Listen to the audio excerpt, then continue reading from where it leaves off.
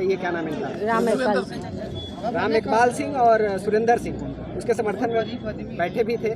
इस पे आप क्या कहना चाह रही हैं? देखिए, मुझे जानकारी प्राप्त हुई है और विभिन्न चैनलों के स्रोत से ही मुझे जानकारी प्राप्त हुई कि ऐसी कोई घटना हुई है और मुझे बहुत ही इस बात का मैं खेद व्यक्त करती हूँ कि इस तरह की कोई घटना हुई है। और अगर जानकारी जो मिली है उस हिसाब से अगर ये सचमुच की घटना है और ऐसा सचमुच में हुआ है तो इसके प्रति कठोर कार्रवाई करनी चाहिए, क्योंकि ये किसी को यह अधिकार ना मैं देती हूँ, ना हमारी सरकार देती है, ना स्वयं योगी आदित्यनाथ जी देते हैं कि कोई आकर और इस तरह भ्रष्टाचार फैलाए।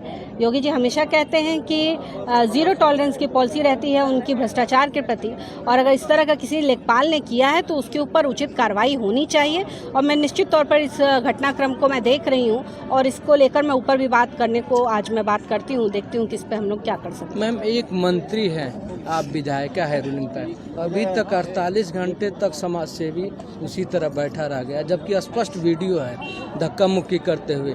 SC/ST का मुकदमा दर्ज हो गया। कहाँ गया आपका सुशासन? नहीं, कब जांच होगी? नहीं, कब कार्रवाई होगी उस पर? नहीं, ये तो आपने मैंने कहा कि अभी मुझे आज ही जानकारी हुई है और आप ही जैसे किसी साथी ने फ़ोन किया था तो मैंने जानकारी लिया इस विषय का, और मैंने आपसे कहा कि आज जानकारी हुई है। मुझे ये भी नहीं पता है कि इस पे क्या हुई है कार्रवाई, अभी तक कितनी जांच हुई है, इसमें क्या हुआ है। पर एक बात स्पष्ट है, अगर इस तरह की घटना हुई है जैसा मुझे जानकारी मिल रहा है तो उस लेखपाल के ऊपर ही नहीं, समूचे उस व्यवस्था के ऊपर एक कुठाराघात की आवश्यकता है और निश्चित एक स्ट्रॉन्ग एक्शन का जनता उम्मीद कर रही है और हम लोग करवाएंगे, इसके लिए निश्चिंत रहें। विधवा महिला का अभी तक पति के मौत हो जाने पर उसका पेंशन की प्रक्रिया नहीं हुई, वो तो अलग बात है कि मार पिटाई वाले संजीव गिरी से अलग बात है, लेकिन एक विधवा महिला के अभी तक जारी नहीं, वो भी अनशन पर है।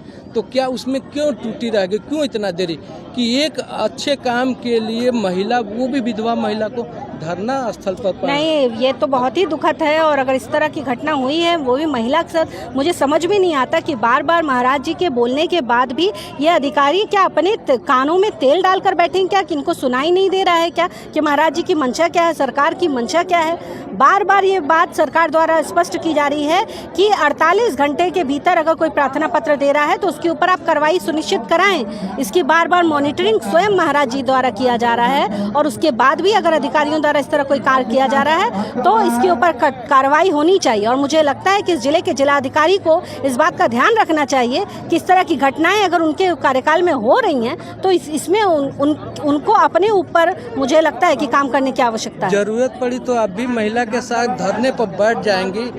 नहीं, मुझे नहीं लगता है, ऐसा लगता है कि मुझे नहीं लगता है कि महाराज जी की सरकार में इतनी आवश्यकता पड़ेगी। मैं अभी उठूंगी यहाँ से और मैं बात करती हूँ, उस तहसील पर भी मैं बात करूंगी कि क्या विषय है और किनकी वजह से उस महिला को धरने पे बैठना पड़ा।